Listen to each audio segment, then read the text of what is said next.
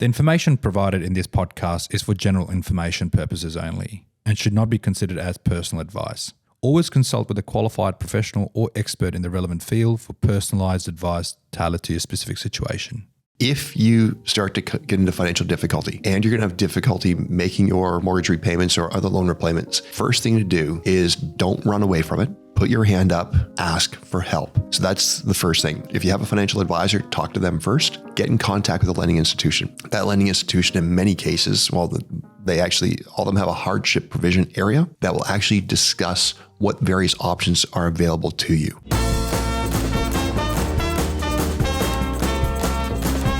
Welcome to the next episode of the Wealth Guide podcast, brought to you by Ryker Capital. My name is Jasmine Loke. I'm the General Manager at Ryker Capital, and I'm really pleased to have a guest speaker with us today, Dr. Jeffrey Scott, MetLife, and the founder of Ryker Capital, Ray Rigby. I'd like to introduce Dr. Jeffrey Scott because we're very privileged to have someone of your tenure in the industry and your absolutely outrageous level of intelligence and ability to analyze what happens in our sector with us today. Ray, I am going to kick off with you today. Can you just say hi to the viewers and listeners?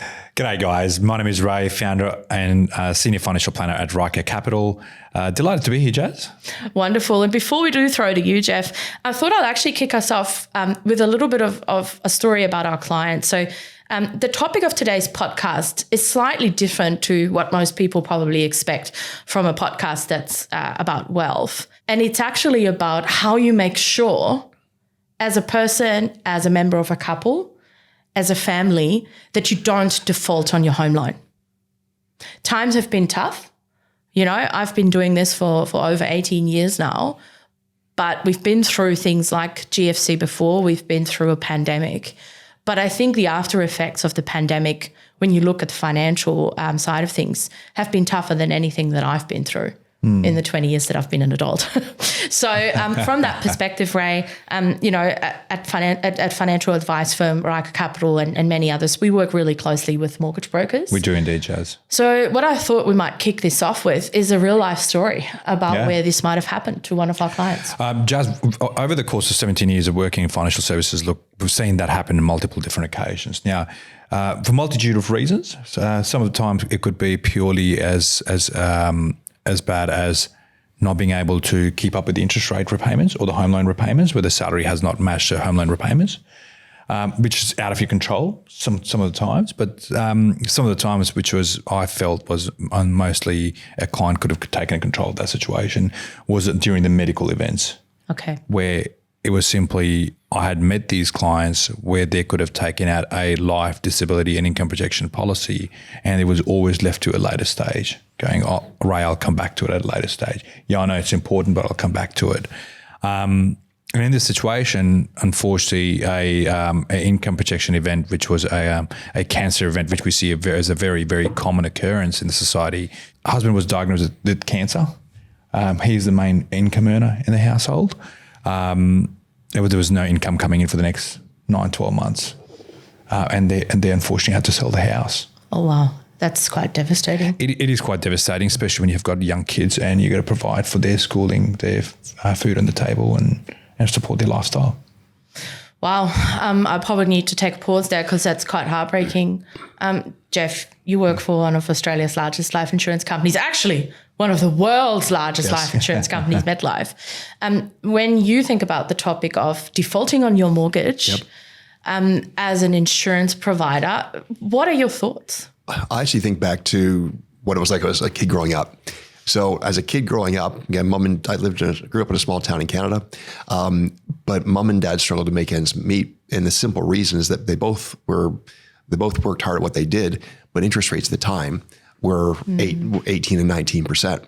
Now, when I've looked at the research that's been done by CanStar and the Reserve Bank of Australia, the top 5 things that will actually cause people to suffer difficulties paying their mortgage. One's interest rate increases, which again, I got to see as a kid growing up. One's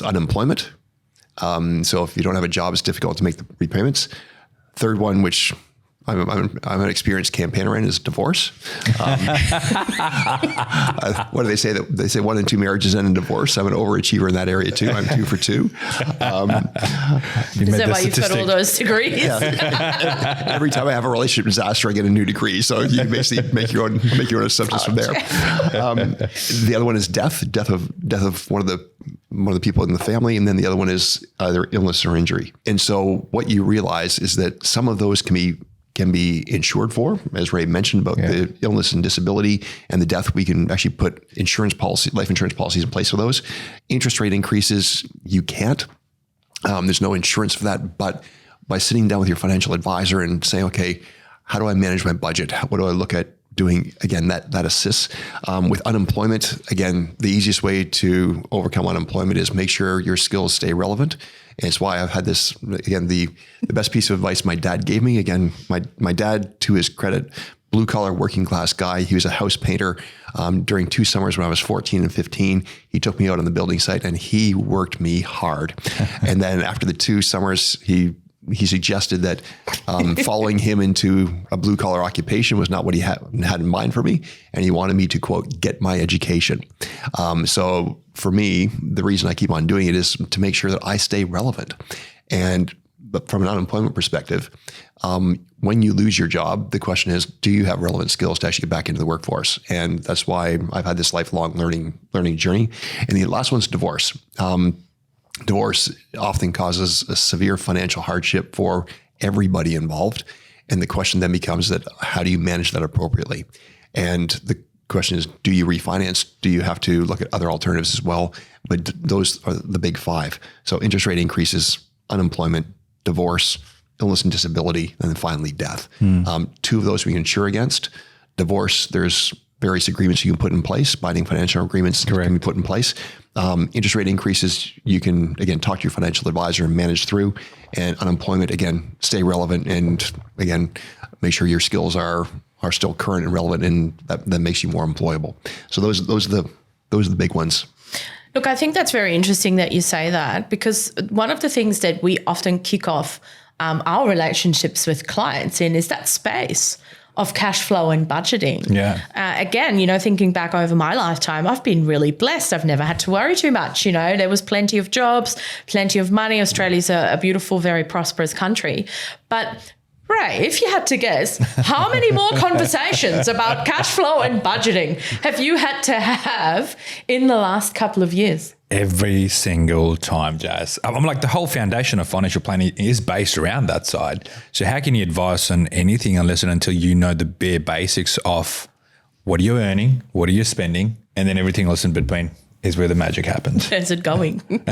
I mean, I've heard, for example, about this oversubscription problem that we have now. I think you've got Amazon, you've got Stan, you've got Netflix, you've got Foxtel. I think we cut out a substantial amount of money from people's budgets just by getting all of that sorted. And funny you say that, Jazz, because I didn't notice it until I had to change bank accounts. Recently, a bank that shall not be named had closed down all the business accounts, and I had to move across from this other account, and I just started to look at my transaction on how many places I've got to reauthorize my direct debits. Oh my God. Huge. I had 15 subscriptions that I don't even knew existed. I think this is a really important step to all the viewers and listeners. It's not about just the external influences when you're trying to protect yourself, against defaulting on your mortgage. Start really inward focused. Start analyzing your budget. Yeah. Well, it means that if you know where your money is coming from and where it's going to, then you have control. And this means that you can then take action. And again, with the assistance of with Ryker Capital and financial planners, you then can sit down and actually have that conversation and say, I know where the money's going. I know where it's coming from. And you can then start managing that cash flow. If you don't know where it's going, you don't know where your money's coming from, and you don't know what your expenses are, that's basically the foundation of everything we do in the financial planning industry. Yeah. One of my favorite things to do with clients is what I call the mini budget. Because it can be a daunting sort of experience to think about having to do the full-blown budget. So I like to ease clients into it. we take a really simple shortcut approach to it just so that they can get an understanding of how powerful it can be to do a budget. So if you guys want to try this at home, you can definitely have a go. Just take a look at what comes into the household and then start to think about what goes out on a regular basis. If you can't be bothered to do that in the first instance, if you sort of start to assume that it costs about $30,000, $40,000 to kind of run your house in one car, that's a pretty good place to start. And then have a look at what your rent and your mortgage repayments are at the moment. You also know that you have to pay tax. So those are the sort of the kind of really basic things you can write down, and it won't take you more than 15 minutes. But what then really becomes, I guess, the powerful aspect of it is that you've got an understanding of what your excess money actually looks like. And that's when it then becomes more exciting for clients when I start talking to them about what we're going to do with that. In a previous podcast we did, Jeff, you mentioned this approach of bucketing when it comes to expenses. And I then like to get clients to start thinking about, well, what are my buckets? I test clients when I do this because not everybody says, well, one of my buckets is investing, Jasmine, and one of my buckets is saving. So I see, where they're at with that. So give yourself a self-assessment. Is it just for fun stuff like, discretionary expenses? Or is it maybe around your children? You want to save money for them or their education? And then what we will do when we're with you in a financial advice setting is we will then encourage you to think about, well, what are you going to set aside to protect yourself? So getting back to that thing around, for example, insurances maybe, and how are you going to invest some of your money? So we try to broaden your horizons in the sense of making those buckets wider and ensuring that you've got a balanced approach to how you use your resources. But I think to that point, Jazz, as well, there's this great government website called moneysmart.gov.au, which actually has this great, fantastic budget calculator. And I've always encouraged clients to go, before we meet, I just want you to try that out. I want you to test it out just to see what that looks like, just as a bit of an eye-opener for you. When I take a look at what the government has put into that Money Smart website and the resources they have available, the information they have available, that is a really good starting point to actually take a look and see there's various topics that are sitting there. And again, you can then sit back and say, what's my financial planner talking about? Go to there first, and often there's really good summaries of various aspects, and then you can go in and talk to your financial planner from an informed base. Yeah. But I think the other thing that you mentioned, Jasmine, was with regards to the buckets, it's making conscious purchasing decisions. And often what you'll find with many people is that they'll just spend money and they don't actually think about where they're spending. And I can still remember as a kid growing up, that mom would tell me, she goes, if it's important enough, you don't need to buy it now. You can save for it and then buy it later. Yeah. And you go, no, I need it now. I need it now. And she goes, what do you mean need? Is it putting a roof over your head? Is it putting clothes on your back, putting food in your belly? Those are your needs. Yeah. Everything else is a want. And I say, but I really, and she said, that's a want. And if you want something bad enough, you'll save for it. Yeah. And so it was about making those conscious purchasing decisions. And again, that financial responsibility and financial literacy that my mom taught me as a kid growing up was, okay, you save your allowance, you save the money you do from doing the chores and doing these odd jobs. And then when I make the choice, I'm now choosing to spend my hard-earned money because I now have it in front of me. And again, that back when we had paper money, you actually had to hand it over. Now it's far more difficult when you're actually tapping just cards. pretty much tap and go. You don't even realize what you've spent. That's right. Yeah. But I think that's the thing, is that teaching individuals to make conscious purchasing decisions with their money, and the bucket strategy is one of them. But it's making sure that if you make a decision now to purchase something, or to buy something or invest in something, then that means that's money that's not going to go someplace else for something else that you might value more. And so, and often where you see people, when you're doing the budgeting, it's often not the big expenses that hurt people. It's a series of little expenses that keep on adding up. Yeah. Thank you, Netflix. Yeah. Well said.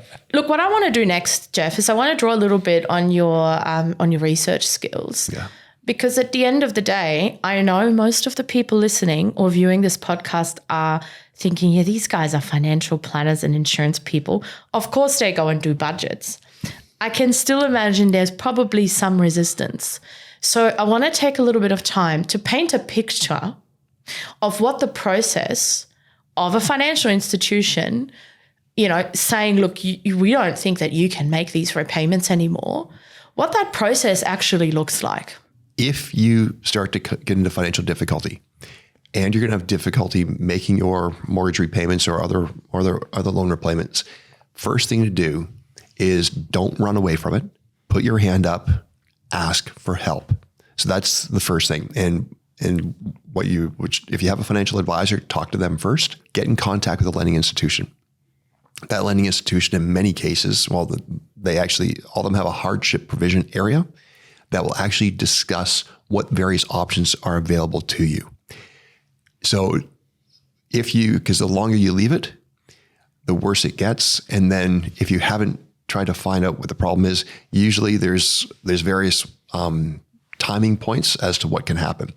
30 days in arrears, 60 days in arrears, 90 days in arrears, and then there are various things that the lending institution has to do. If you sit back and go, I've got a problem, I need to basically address this now because I'm 1 month behind. Now you basically started the ball rolling and basically takes you on a particular path. If you don't wait until after the 90 days and there's issues, now the lending institution says, well, we only have a limited number of options available to you with regards to how we can actually find a solution for this. And so often what the best thing to do is go to lending institutions, see if they can refinance this in some way, shape, or form. And there are various options that are sitting there. You might be able to negotiate a lower interest rate. You might be able to sit back and do an interest-only loan if possible. You might be able to go to a different lending institution and refinance that altogether. But again, there's various options that are sitting there. If you know for a fact you're not going to be able to do this, then apply for what's called a hardship variation. And there's a few things that can be done with that. But again, talk to a lender, apply for the hardship variation. Give them the details of your loan, what the situation is. They'll ask you what your current situation is as well, and then explain why you're having difficulties. In most circumstances, all of the lending institutions have this available to you. Ray, do you think that people are actually aware of that? I don't think a lot of our clients are in the loop on the fact that they can talk to their bank in that way. Do you think there might be a little bit of hesitance? I think so. I think generally what people think that the bank will come and punish me. And I think this is where they have that mindset around not asking for help or putting their hand up for help. And we've had to do a lot of that education process when we're sitting in front of clients. We've sort of seen that hardship provision come in, and whether it be sort of at some stage looking at accessing their super perhaps. And there's been those scenarios we've been sort of able to assist clients with taking money out of the super fund to sort of keep their heads above water. So we've been able to do that, but also in very, very rare circumstances, supers have declined the claim. So that does happen from time to time. But to Jeff's point, you can speak to institutions, and most banks are willing to help and will help you see the crisis through. And often what they come back to is they ask about, have you done a budget? Yeah. Are there other things that you can do? So can you talk to your utility providers? Can you talk to other places where money is going out the door and other expenses that you can manage that as well? So the issue becomes that instead of it being just looking at one aspect, it's about taking a step back, looking at your entire financial situation, doing a budget, and then basically talking with the lending institution to say, how do I get back on track? Yeah. And again, sometimes it's due to short-term unemployment. Sometimes it's due to disability or disability situations. Sometimes it's due to the interest rates have increased. And again, as we've seen recently, interest rates have gone from all-time lows to now back up to what we consider, which is basically the long-term, what we've seen long-term as being around what we expect. But people had a really good situation for a while. Yeah, they never thought the honeymoon would end. It's important for us to walk through this world with our eyes open. It's important for us to think about, what can I do proactively to make sure that I don't default on my loan? Yes. But in the same context, as advisors, we do come across situations where things are not ideal from time to time. And one of the things that I like to do, and I really appreciate that Ryker Capital lets me do that, is we participate in some pro bono advice as well. We do. Where we work with institutions that contact us from time to time, usually through social workers, where they come up to us and say, we've got a family, they've got this particular charity looks after children that have cancer, so the families that surround those children. And it's actually interesting to see that a lot of them don't think financial advisors can help either. So a lot of people think financial advisors are just here to help rich people. That's not why we do what we do. No. So very often those conversations that we have with those families is actually about, well, why don't you and I contact your financial institution? And I'll help you with all the words and the language and the concepts, but you just have to tell your story. Yep. And I have to say that it is really powerful to have an expert in your corner. Yes. So I do think we make a difference in those conversations. But all in all, I have seen financial institutions very willing to speak with you, understand your circumstances. And like you said, in conjunction with other options, let's be really responsible financially, or, let's make sure that we cut expenses that are not necessary. But they're very, very much in your corner as well, and they want to help you through that. But the key to it is taking financial responsibility yourself. Correct. But also things will happen in life, Chaz. In all of our lives, it will come to a situation where things will go wrong. And these are some of the things, the planned things that we can plan out for. And these are some of the unplanned situations whereby something may occur where you will need to put your hand up and ask for help. And I think the other thing is that when you're going through the process, and you mentioned about having one of those financial experts in your corner. So again, one of your clients has Ryker Capital sitting there beside them. You'll know, the client will know not to actually agree to revised terms that they can't afford, because you had already gone through that budget with them and asked them what to do.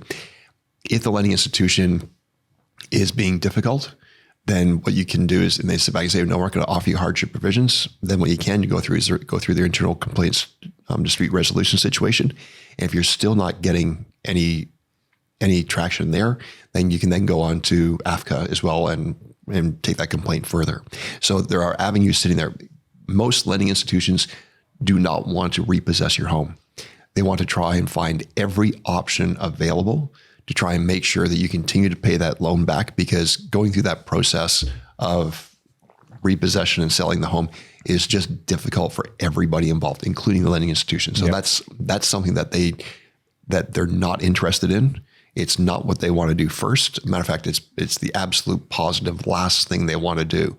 So they will exhaust every other option first before they ever do that. And the only way that can happen, though, is that if you think you're going to get into difficulty, ask for help as quickly as possible. Yeah. And again, talk to your financial advisor. And if you don't have one of those, talk to the lending institution as quickly as possible so that they can get the ball rolling. Yeah.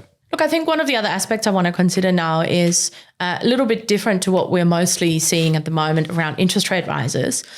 What are some of the other things you can do to protect yourself from falling into difficulty financially if an unexpected event happens? So let's say that I'll just use my situation. So I'm the main income earner in my home. If I can't go to work because I'm sick, I'm injured, I don't have any cool hobbies like you, Jeff. So for me, it would be something really silly, like maybe if I tried to exercise, I could really severely injure myself. But if I'm unable to go and do my job, that would be really devastating for my family. Yes. So I've actually taken some steps to prevent that from happening. I personally, for instance, have income protection insurance to support me in that space. Do you want to tell us a little bit about how clients might be able to make use of that? And I think that's the thing, is that when we take a look at the insurances that are available, there are 4 basic types of insurances. So there's death cover that pays when you're either suffer from a terminal medical condition or you pass away. And that means that you've looked after your family when you're not there to do so financially. There's total and permanent disability insurance that again pays a lump sum amount if you're permanently unable to work in your job. So again, if you weren't able to do your job ever again, that's an opportunity sitting there. And again, it's your job or any other job that you're reasonably suited for based on education, training, experience.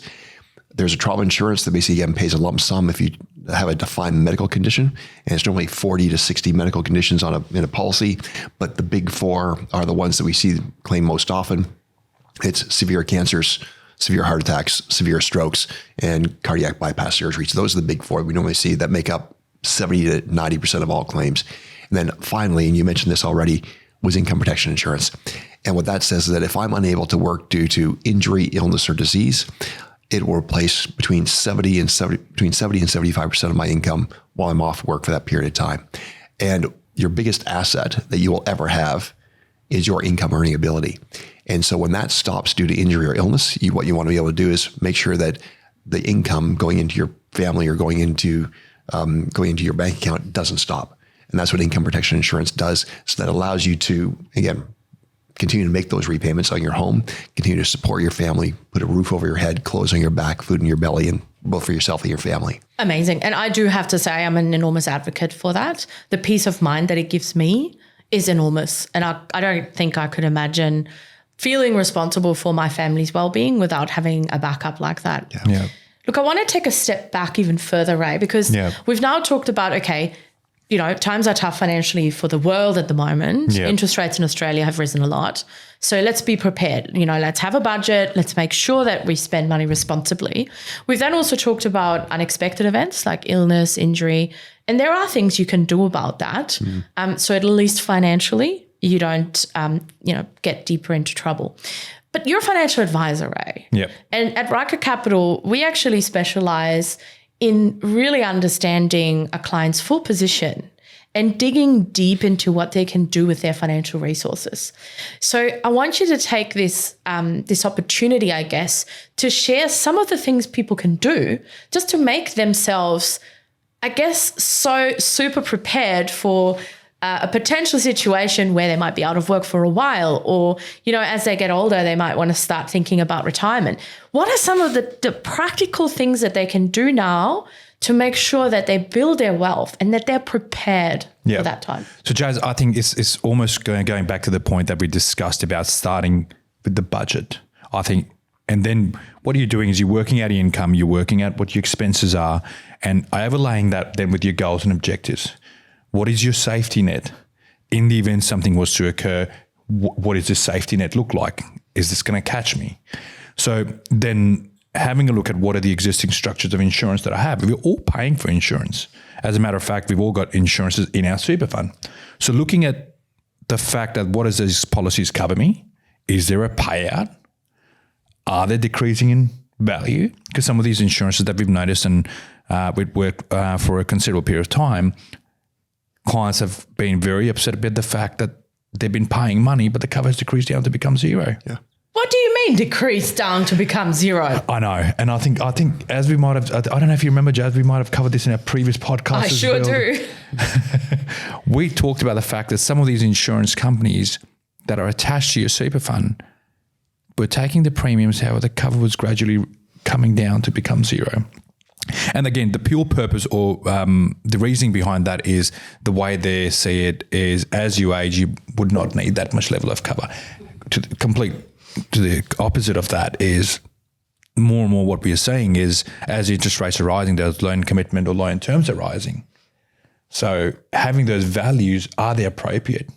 And looking at some of the policy definitions, are they appropriate? And are they going to actually provide you the income protection benefit amounts? For how long? And is that going to be enough amount of money to provide for your family? So that is the safety net that I'll sort of make sure that there is a...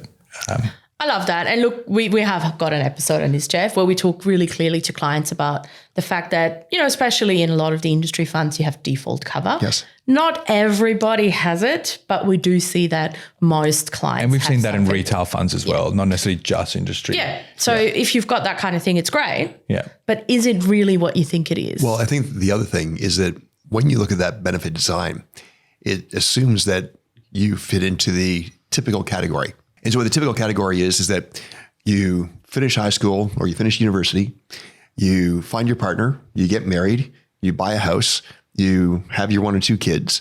And by the time you hit a particular age, the kids have moved out of the house, you have a large retirement nest egg, you have no mortgage, and nothing has gone wrong in your life. And in that case, then, having the decreasing sum insured can make sense. The problem is that I look at my life. I've been married twice and divorced twice. I've had various things happen to me. I've been injured, and very few people have a typical life. And if you have a typical life where you have never had anything go wrong with you physically, you paid off your mortgage within a normal 20-year time frame, your kids have moved out when they're supposed to at age 20 or 21, your nest egg has continued to grow over time, and everything else has worked out okay, then that decreasing sum insured might make perfect sense. I don't have any friends or family that have had what I call a typical situation. I've seen people go in and out of the workforce. I've seen people lose their jobs. I've seen have friends and family members suffer from various diseases or illnesses and the rest of it. And if that's the case, then that's going to basically adjust the timing of when they need their insurance is for. It's going to adjust when they can pay off their mortgage. It's going to adjust how big their nest egg is going to grow to. And so again, if you have the perfect life where you know for a fact that everything's all planned out, then that decreasing level of insurance may be appropriate for your circumstances. If you are different in any way, shape, or form, then you need to make sure that insurance is customized for your individual circumstances. I'm spot on, Jeff. I think, and more and more what we've found is as you have kids, it doesn't incorporate the fact that in there that you've got kids. I've got 3 kids. So it will never account for the fact and we'll never know that I've got 3 kids. Right. So I think it's very, very important then to go, hang on a second, does that serve the purpose for what I want this cover to do? So, yeah. No, it definitely makes total sense to me. I think the other thing that I want to talk about just briefly is when we think about our home loan and we think about that being probably our largest asset, I also like the idea of clients that we see where we get them to start thinking beyond what they thought they could achieve. So if you're sitting in front of a couple and you're talking to them about, well, all right, so we've done your budget. We know that you've got XYZ amount of money that we can do something with. What are some of the conversations you have with them about how they can build their wealth? Because what I want to get to here is that if you click on a podcast that says, I need to make sure that I don't default on my mortgage, I want you to know that if you spend a little bit of time either with yourself reading up or listening to podcasts like this or consulting professionals, you can actually do so much more than you might have thought you can. So one of the areas, for instance, that we like to specialize in at Ryker is tax financial advice. Yeah. So Ray, do you have any clients where you've been able to get them to just do so much more with their money than they ever thought they could? Absolutely, Jazz. I think, look, we started from the basics of the basics, which is insurances, right? Given we're talking about it. So some of the strategy that we had to look for them was going, right, how can we make some of the policies that you're paying out of the bank account to be a little bit more tax effective or a little bit more purposeful in a sense that if your spouse is a beneficiary, so I had these clients paying for the insurance policies out of the bank account, which is the life and the disability cover. Obviously, what we decided to do or help them with the cash flow savings side was take that policy out, put that through their super fund. Mm-hmm. Now, what that allowed them to do was not only get the discount, because once you sort of attach these kind of policies, you get the 15% rebate, but also now I asked them to go, instead of you directing that money towards the insurance company, I want you now direct that money towards your super. Now, all of a sudden, because they were under the cap, they could claim that as a tax deduction with the notice of intent. So for them, that strategy was great. Notwithstanding the fact, but obviously you've got to take into consideration the tax benefit payouts as to when the benefits are paid out. If it's a spouse as a beneficiary, it's completely tax-free. Yep. Look, this reminds me of a client that we had because I think you and I might have met them together and they were so proud of themselves because they walked into the office and they said, you don't have to worry about our super beneficiaries. We've sorted that all out. Yeah. Do you remember that? I certainly do. Certainly do. Tell me how you changed their mind on whether their superannuation beneficiaries was quite right. Yeah. Look, I think, again, without going too much into technicality of it, and I think I just want to, again, make sure that each individual listening to this podcast do ensure that they get their situation checked by a financial planner, because if you just nominate a beneficiary, there could be some tax consequences there. So in this particular client's circumstances, what we did was they had their kids as a beneficiary rather than the spouses. And purely for the fact that they just wanted to make sure that kids get the money. Yep. They were happy that they had sufficient assets and they'll be able to look after themselves if something was to happen to either of them. However, they wanted to nominate their kids. Now, after discovering the fact that the amount of insurances and super money that they had, and most of them sitting on what we call a taxable component. That sounds like you got to pay tax. Spot on. So the insurance money and the super money, when paid to the beneficiary, with the kids who are over the age of 18, would have to pay a substantial level of tax out of it. Right. Up to 32%. Exactly. And when we sort of uncovered that part and told them, hey, as an example, if you've got $1 million, you're going to have to pay $320,000 in tax. How do you feel about that? They weren't too happy. And I think that's the thing, is that the reason why financial planners are so valuable is that when they structure the investments, the insurance, the mortgages, the superannuation, they can say, if you make this decision, then what's the net amount you're going to get when these various events occur? So when you retire, if you become disabled, if you want to have an early release and want to start a pension, whatever the situation is, but it's understanding not just the tax deductions you can get in certain things when you make certain payments, but also what's the net amount you're going to receive after tax, including taking into consideration capital gains tax, income tax, tax of your super fund, and everything else. And ultimately, that's the benefit of having a financial planner. And why the Ryker Capital team is so valuable to your clients is because what you effectively do is you allow the clients, based on the right structures, to put more money in their pocket rather than donating it to the ATO. And by just making that simple change where we sort of had to put spouse as a beneficiary, hey, all of a sudden it was tax-free. Correct. Simple as. Look, that couple was very, very happy. So thank you so much for spending so much time in your life helping other people with that. And I think that the ATO can get plenty of money elsewhere. The next thing I want to do is I want to talk a little bit about what happens when things don't go right. So, there will be circumstances where people are not prepared, or where they don't have the ability to go through some of these thought processes that we've discussed today. That might be because they're not listening to podcasts like this, or they don't have the ability to understand all of the things that they can do to prevent something as traumatic as having to default on your home mortgage. So, Jeff, I know you've done a little bit of research into that. What actually happens? Again, the Money Smart website was basically my go-to on this, because it provides really good information as to what you can see. What that Money Smart website says is that if you're going to have a situation where you could possibly default, what the lending institution will do first, they'll send out a default notice, basically saying, we have an issue, we're going to send this out, and that basically gets the ball rolling. After they do this, then effectively you have up to 90 days to reassess, remanage, and start repaying again. If it gets to the end of the 90 days, then what ends up happening is that they then will submit what's called a statement of claim, which means that they have to you have to find a way to start paying this back again, or other things can occur. And then worst case scenario, if you haven't been able to find to refinance this or find other assets to pay this off, or as you mentioned, Ray, possibly cash out part of your superannuation, and that's again only in exceptional circumstances you're allowed to do that anyhow. Then worst case scenario is eviction. And again, that's not what anybody wants, but if it gets to that point, then the question then becomes that what are the next steps for the client?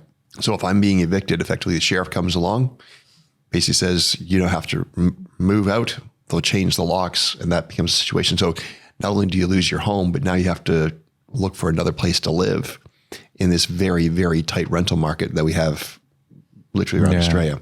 So again, it's not an ideal situation. And as we discussed before, if you think that you're going to get in that financial difficulty, first thing you need to do is ask for help. Go to a lending institution, go to your financial advisor, whichever order, it doesn't matter. But if you think there's going to be an issue, get the ball rolling as quickly as possible and try and find alternatives.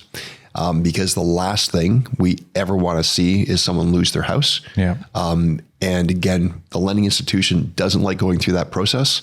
They would much rather have a situation where the individual is able to stay in their home, continue to make repayments in some way, shape, or form. If they can refinance it, that's what their preference is, not an eviction, not anything else that goes along with that. Ray, there is one other thing that you could consider doing, and that is to make the difficult decision to sell your own home before it gets to that point where the bank takes it over. Very heartbreaking. Have you ever seen or spoken to any of our colleagues about a scenario where they've had to sell the house? It had, in one instance, Jazz, they just simply couldn't manage the repayments. I think, again, it comes back to chatting to people, though, and trying to get some help and support. Because sometimes when you're in a position like this, you can't see clearly. You might not see a way out. I think that... Well, some of the avenues you might not have thought of, Jazz. I mean, like, this is where you do have your mortgage broker, your financial planner, and people around you to sort of help you and support. That's right. Now, I just also want to mention that anybody listening to this podcast that's feeling personally affected by a situation right now that might be like that. It's not just professionals in the financial space that you can reach out for help to. It's also organizations like Beyond Blue that can help you. And, nothing is ever bad enough that it can't be fixed. So if you're feeling like you might need some help, we'll pop the details for Beyond Blue below in the comments as well. They're available 24 hours a day to help people in need. So do make sure that you reach out for help. I guess in closing, this is a really highly emotional topic, but I always like to end off on a positive note. So before I go around the grounds to everyone and just see what your final thoughts are on this topic, I definitely want to say that if you take that responsibility and do what's within your realm, to be financially responsible, to plan, to make the most of your resources, it's highly likely that you'll be able to avoid going through an event like this. But I really just want to commend everybody that does do that, because it's not easy. It's hard to take responsibility. It's hard to make decisions around your spending. But it's also really nice to hear that there is other things you can do and that you've got the support of professionals around you. So definitely keep your heads up, plan, and be ready for anything that happens. Have all of your security blankets up to date and as much of that in place as possible. But look, I might just throw to you guys for any final thoughts. Jazz, much like I just wanted to echo out what you said. Life will have ups and downs, but plan out for the situation that you have control over and do as much as you can. Something that's out of your control, there's not much you can do really. Yeah. I think the other thing is look after yourself. Your mental health is most important. Finances, again, we were talking about that. And yes, it'd be terrible if you lost your house. It'd be terrible if you have to find other alternatives. But number one, look after yourself. Look after your mental well-being and the rest of it. And you mentioned about Beyond Blue. There are other resources available if you're suffering from any type of mental health situation. And again, having financial stress often causes mental stress and physical stress. So we talk about getting help on the financial side of things, also get help on your mental side of things as well. Because you can then make far sounder decisions. You can get through the stuff if you have those coping strategies. And there's also, you don't have to do it alone. There are people there to help. Amazing. Thank you so much for joining us in the podcast today. To all our viewers and listeners, it's been a pleasure to be working with you on this topic that's a little bit more difficult than some of the others. So if you'd like to talk to one of the advisors, just pop a comment below and we'll reach out to you. We can't wait to see you on the next episode. Have a wonderful day ahead and thanks for joining in.